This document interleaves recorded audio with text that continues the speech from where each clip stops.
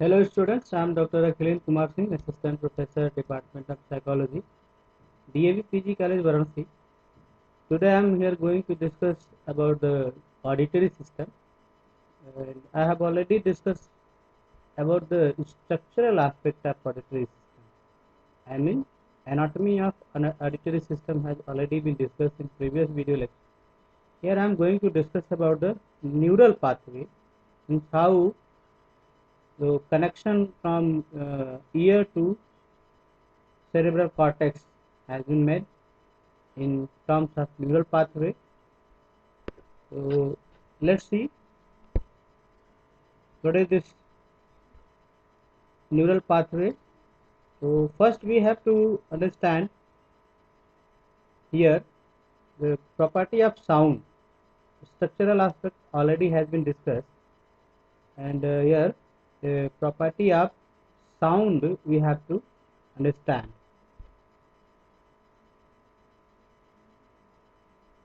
Look here, the physical dimension, physical stimulus and perceptual dimension.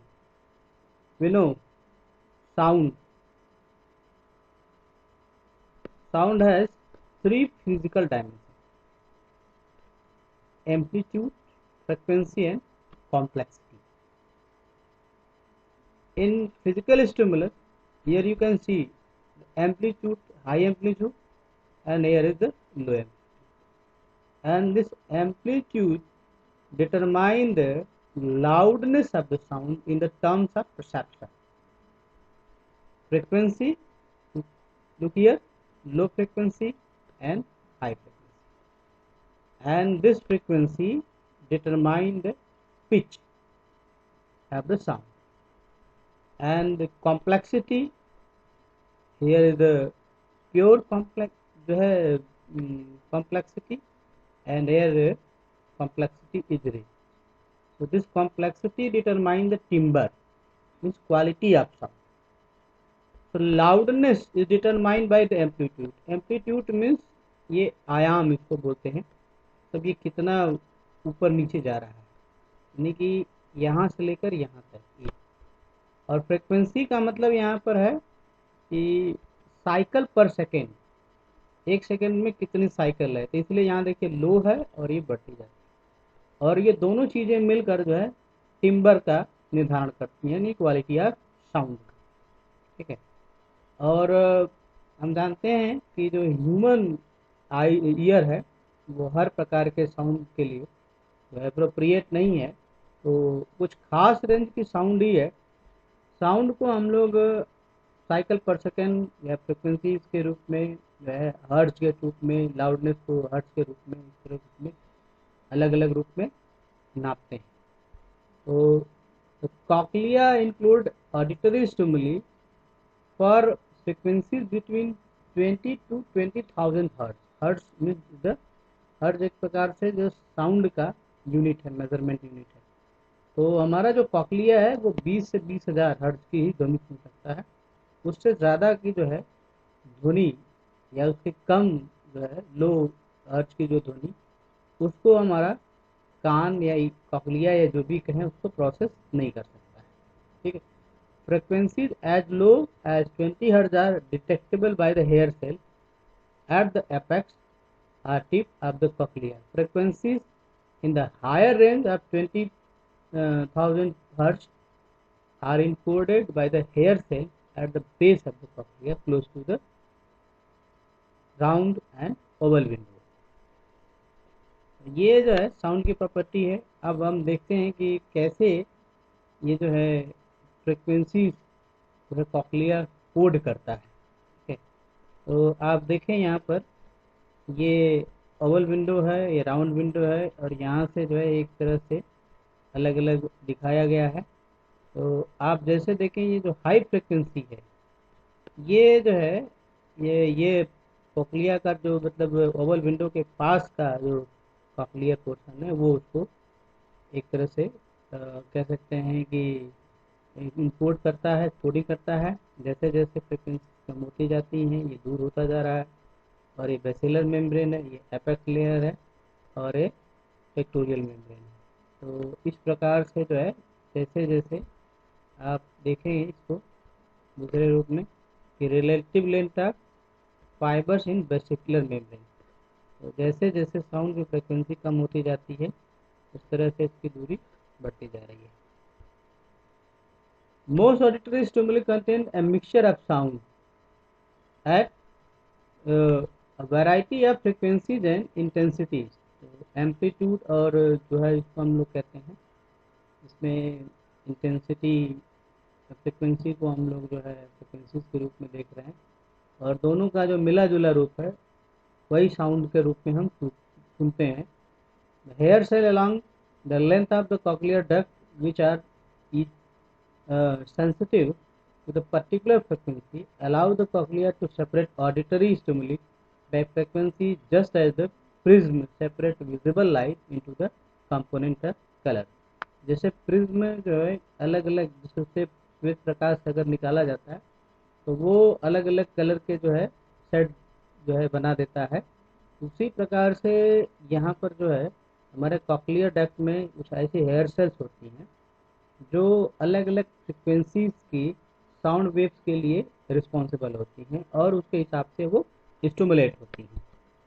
ये जो है उसी कैसे ये साउंड वेव्स स्टिमुलेट होती हैं और कैसे उसका फंक्शन होता है उसका रिप्रेजेंटेशन है।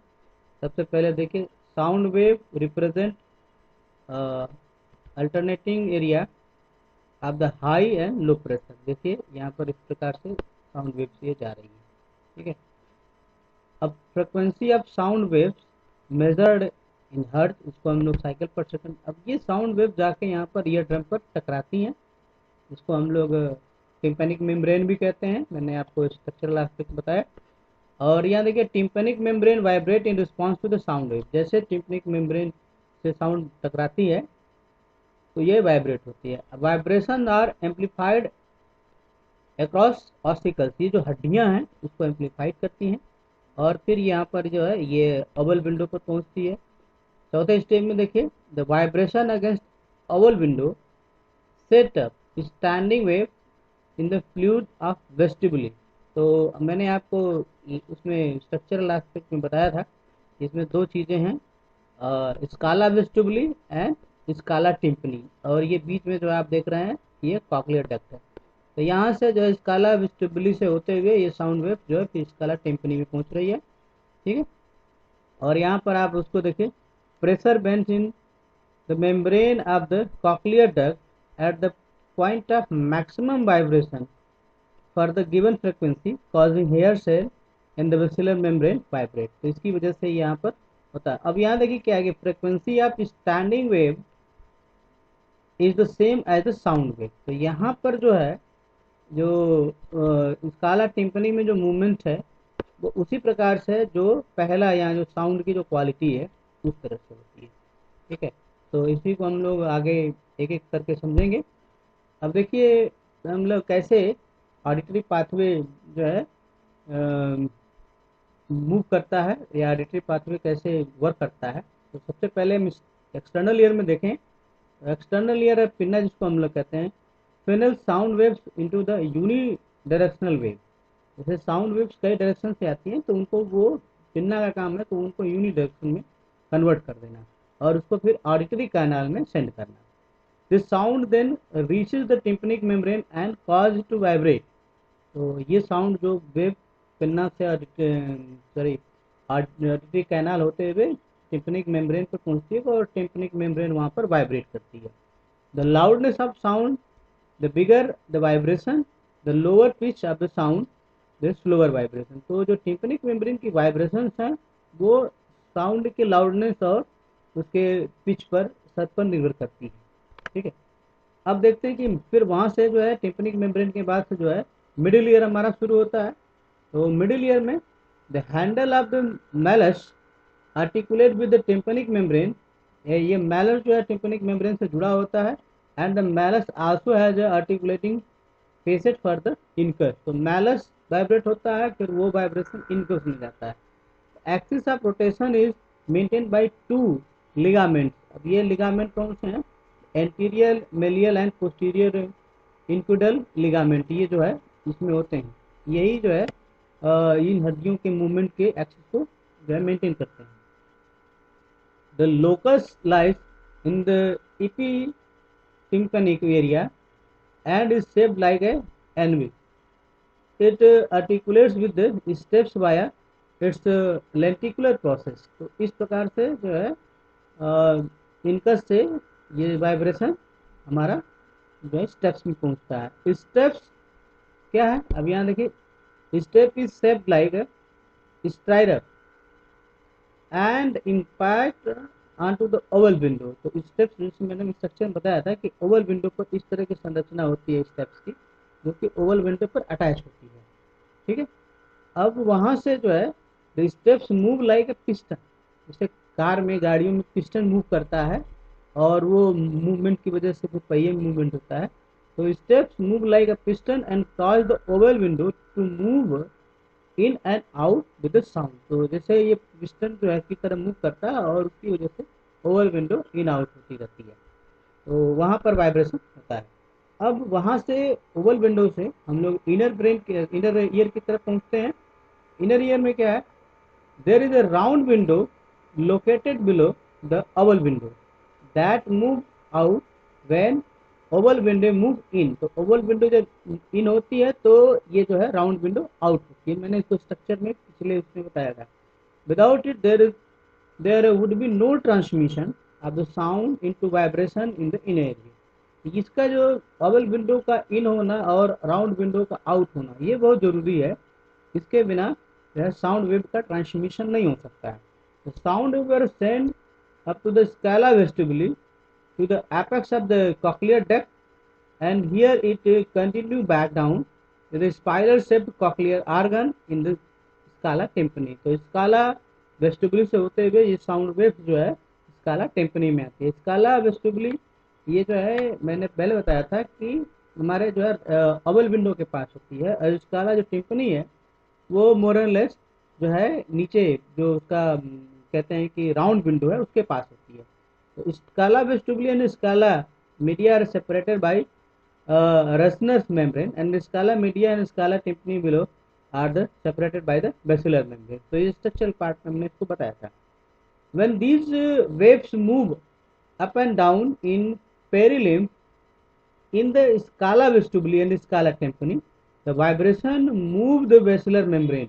तो जो स्काला टिम्पनी और स्काला वेस्टिबुली में मूवमेंट होता है इसकी वजह से तो बेसिलर मेम्ब्रेन है कॉक्लिया में उसमें मूवमेंट आता है, और organ of Carti lies on the basilar membrane and is the organ responsible for the converting these vibration into electrochemical signals। तो organ of Carti जो होता है वो basilar membrane के ऊपर organ of Carti होता है, ठीक है, और यही organ of Carti ही है जो कि फिजिकल साउंड के फिजिकल प्रॉपर्टी को इलेक्ट्रोकेमिकल सिग्नल्स में कन्वर्ट करता है। तो there are stereocilia that lies on the organ of Carti.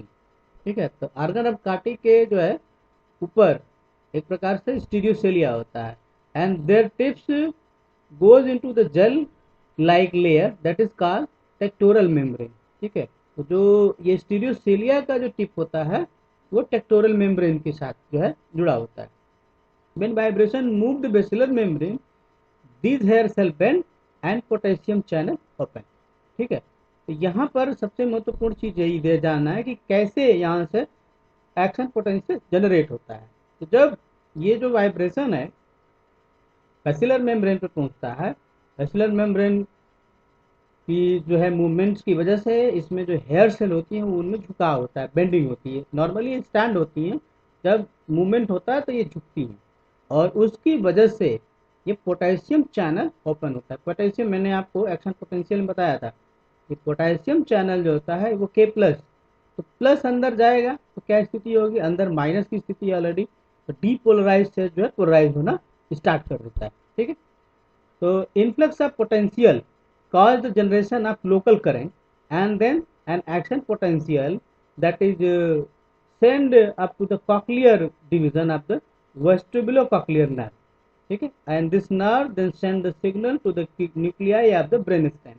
these include the cochlear nuclei। तो यहाँ जो पोटेशियम का इन्फ्लक्स है उसकी वजह से जो है एक्शन पोटेंशियल जनरेट होता है, और वहाँ से फिर वो जो है एक्शन पोटेंशियल वेस्टिबुलोकॉक्लियर नर्व को जाता है, वहां से वेस्टिबुलोकॉक्लियर नर्व से ये जो है आगे ब्रेन स्टेम को मूव करता है। ठीक, अब यहाँ पर देखें हम कि the information from the cochlear nerve passes to the ventral and dorsal cochlear nuclei. ये ब्रेन स्टेम या जो का पोर्शन होता है इसमें डॉर्सल वेंट्रल कॉक्लियर न्यूक्लियाई होते हैं, और यहाँ जो है ये नर्व कॉक्लियर नर्व से वहाँ पर ये सूचना वेंट्रल डॉर्सल न्यूक्लियाई को कॉक्लियर न्यूक्लियाई को पहुँचती है, और these nuclei are the first connection with the auditory information. The three major output of these nuclei are the superior olivary complex. The other half of the information is sent to the contralateral superior olivary complex. The second order neuron are sent via the lateral lemniscus to the inferior colliculus, which receive connection from the superior olivary complex. The majority of these connection will ultimately terminated in the auditory cortex. तो इस तरह से जो है यहाँ से कह सकते हैं कि जो है कॉक्लियर नर्व से जो सूचनाएं हैं वो अलग अलग चैनल्स के थ्रू ऑडिटरी कॉर्टेक्स तक पहुंच रही हैं। ठीक है, अब ये कौन कौन से चैनल्स हैं वही देख रहे हैं। जैसे सुपीरियर ऑलिवरी कॉम्प्लेक्स क्या करता है कि this is a cluster of nuclei found in the brain stem and it has a number of role in the process of hearing. These include detection of the time difference between the sound reaching each ear. से किस कान में सूचना आई पहले, वो जो है differentiation ये superior olivary complex करता है, और उसके साथ ही साथ and the localization of where the sound is coming from, किस तरफ से जो है आवाज आ रही है, इसका निर्धारण ये जो है सुपीरियर ऑलिवरी कॉम्प्लेक्स के द्वारा किया जाता है। ये ब्रेन स्टेम न्यूक्लियाई है। अब दूसरा क्या है कि the lateral superior olive has a role in detecting the differences in sound intensity between the both ear. मतलब दोनों कानों में जो है जो सूचना आती है, जो साउंड आती है वो अलग अलग आती है। ठीक है, तो जो जिसमें पहले टकराएगी उसमें ज़्यादा उसकी फ्रिक्वेंसी होगी, जिसमें बाद में आएगी उसमें कम होती है। तो ये जो डिफरेंस है वो लेटरल सुपीरियर ओलिव जो है तय करता है। मेडियल सुपीरियर ओलिव क्या करता है, will locate which angle the sound is coming. ठीक है, तो ऊपर वाला जो सुपीरियर ओलिवरी कॉम्प्लेक्स है वो लोकलाइजेशन के लिए है। अब यहाँ पर जो है ये टाइम डिफरेंशिएशन है, और तीसरा है एंगल, किस एंगल से सूचना आ रही है, यानी कि उसका एग्जैक्ट एंगल कितना क्या है, सामने से आ रही है, पीछे से आ रही है, किधर से आ रही है, एंगुलर जो है एस्पेक्ट है वो ये तय करता है। अब देखिए इंफीरियर कॉलिकुलस, ये जो है सुपीरियर कॉलिकुली इंफीरियर कॉलिकुली मिड ब्रेन में आप देखेंगे कि है। तो inferior colliculus this is the ultimate in point of the many of the brain stem nuclei output. तो ब्रेन स्टेम से जो सूचनाएं हैं वो मिड ब्रेन को की तरफ आगे ऊपर की तरफ जा रही हैं। तो यहाँ पर जो है हाइंड ब्रेन से मिड ब्रेन से फोर ब्रेन में सूचनाएं जाती हैं। तो इंफीरियर जो कॉलिकुलस है ये जो ब्रेन स्टेम न्यूक्लियाई का अल्टीमेट आउटपुट यहाँ पर आता है। Vertical and horizontal sound location information synapse in the inferior colliculus and localize where the sound is coming from। ठीक है, its function as the switchboard and as a converging of many pathway। तो कई जो pathway से भी जो हमने बात की, जो सूचनाएं आती हैं अलग अलग जो पाथवे से, उनको ये कन्वर्ज करता है। जैसे मैंने यहाँ बताया ना, देखिए आप कि lateral superior olivary, medial superior olivary और सुपीरियर ऑलिवरी कॉम्प्लेक्स, इन तीनों से जब सूचनाएं आती है तो यहाँ पर उसका कन्वर्जन करता है ताकि वो ठीक से पता लगा पाए कि साउंड का डायरेक्शन क्या है। इस डायरेक्शन जानने के लिए तीनों चीज़ों की ज़रूरत पड़ती है, जैसे एंगल की भी ज़रूरत पड़ती है, लोकलाइजेशन की भी ज़रूरत पड़ती है, और टाइम डिफरेंसेस की भी ज़रूरत पड़ती है। अब इस साइड से सूचना जो आ रही है वो हमको पहले इसलिए पता चलती है कि इसमें उसकी फ्रिक्वेंसी ज़्यादा होगी और इस वाले में कम होगी। ठीक है, तो इस तरह से हम इसको डिफ्रेंशिएट करते हैं। मेडियल जेनिकुलेट न्यूक्लियस क्या है, तो this is the nucleus of the thalamus. Thalamus में मेडियल जेनिकुलेट और लेटरल जेनिकुलेट न्यूक्लियस होता है। लेटरल जेनिकुलेट न्यूक्लियस जो हमारा होता है वो विजुअल इंफॉर्मेशन की प्रोसेसिंग के लिए, और मेडियल जेनिकुलेट न्यूक्लियस है ये ऑडिटरी के लिए। This is nucleus of thalamus that act as the relay point between the inferior colliculus and auditory calculus. तो जो भी मिड ब्रेन के इंफीरियर कॉलिकुलस से जो सूचनाएं आती हैं उनको ये मीडियल जेनिकुलेट न्यूक्लियस जो है ऑडिटरी कॉर्टेक्स को प्रोजेक्ट करता है। ठीक है, तो lateral geniculate nucleus lies adjacent to it, इसी के आसपास ये जो है लेटरल जेनिकुलेट एलजीएस होता है। ठीक है, जो विजुअल के लिए होता है। अब ये देखिए कैसे हो जा रहा है, ये जैसे कॉकलिया है, अब कॉकलिया से ये ऑडिटरी नर्व है, यहाँ से जो है आप देखें ये यहाँ पर जो है सूचना पहुँच रही है ये कॉकलियर न्यूक्लियाई को, यहाँ दो दूसरा है, फिर इसी तरह से अब यहाँ से देखिए कई प्रोजेक्शन, एक कॉकलियर न्यूक्लियाई को भी प्रोजेक्शन जा रहा है, एक बीच में इस तरह से प्रोजेक्शन, एक इधर सुपीरियर ऑलिव्स को भी जा रहा है प्रोजेक्शन। ठीक है, तो इस तरह से यहाँ से फिर ये सब मिड ब्रेन का पोर्शन, सॉरी हाइंड ब्रेन का। ठीक है, अब यहाँ से फिर लेटरल जेल न्यूक्लियस जो है यहाँ पे ये है, और ये लेटरल लेमिनस है, सॉरी लेमनिकस, और फिर यहाँ से सूचनाएं मिड ब्रेन को जा रही है। मिड ब्रेन का ये जो पार्ट है टेक्टम का इंफीरियर कॉलिकुली, इसको जाती है, और फिर इसके ऊपर ये सूचनाएं फिर से आगे बढ़ रही हैं। देखिए मेडियल जेनिकुलेट न्यूक्लियस से थैलेमिक न्यूक्लियाई है, फिर यहाँ से प्राइमरी ऑडिटरी कॉर्टेक्स को जा रही है, और ये फोर ब्रेन का पार्ट है। इसी को थोड़ा सा और दूसरे रूप में देखिए, दूसरे फिगर से देखिए ऑडिटरी नर्व है, यहाँ से जो है सूचना वेंट्रल कॉक्लियर न्यूक्लियाई को गई हैं, फिर यही जो है सूचनाएं एक दूसरे तरफ से यहाँ पर जो है ये वेंट्रल कॉक्लियर न्यूक्लियाई से ये सूचना एक इधर जा रही है, एक ऊपर की तरफ जा रही है, और एक नीचे की तरफ जा रही है, जिसको ट्रेपेजॉइड बॉडी भी कहते हैं, ये मेडुला का पार्ट है सब। और फिर यहाँ से ये लेटरल लेमनिस्कस को है। अब ये देखिए डार्सल कॉक्लियर न्यूक्लियस यहाँ पर है, इसको भी प्रोजेक्शन यहाँ से जा रहा है, और यहाँ से फिर मिड ब्रेन को प्रोजेक्शन है जो इंफीरियर कॉलिकुलस के नाम से है, और फिर यहाँ मिड ब्रेन से ये सूचनाएं देखिए अलग अलग रूप में डायरेक्ट भी और क्रॉस करके भी जा रही हैं आपके जो है सेरिब्रम को, या इसको हम लोग कहें फोर ब्रेन रीजन को। तो यहाँ पर जो है मेडियल जेनिकुलेट न्यूक्लियस है, फिर ऑडिटरी कॉर्टेक्स है, इस तरह से सूचनाएं ऊपर की तरफ ब्रेन की तरफ जा रही हैं। अब देखें उसी को कि द प्राइमरी ऑडिटरी कॉर्टेक्स, जिसे थैलेमस से प्राइमरी ऑडिटरी कॉर्टेक्स को सूचना जाती है। तो this is located in the temporal lobe and has a role in the processing of auditory। Temporal lobe क्या है, जैसे इस साइड में हमारा दोनों साइड में टेम्पोरल लोब होता है। ठीक है, ये फ्रंटल लोब होता है, इसके ठीक पीछे पैराइटल है, इसके पीछे हमारा जो बैक साइड है ऑसिपिटल लोब होता है। तो यहाँ पर जो है प्राइमरी ऑडिटरी कॉर्टेक्स आपका टेम्पोरल लोब में होता है, and has a role in processing of auditory information, जो भी सूचनाएं आती हैं ऑडिटरी उनकी प्रोसेसिंग ये करता है।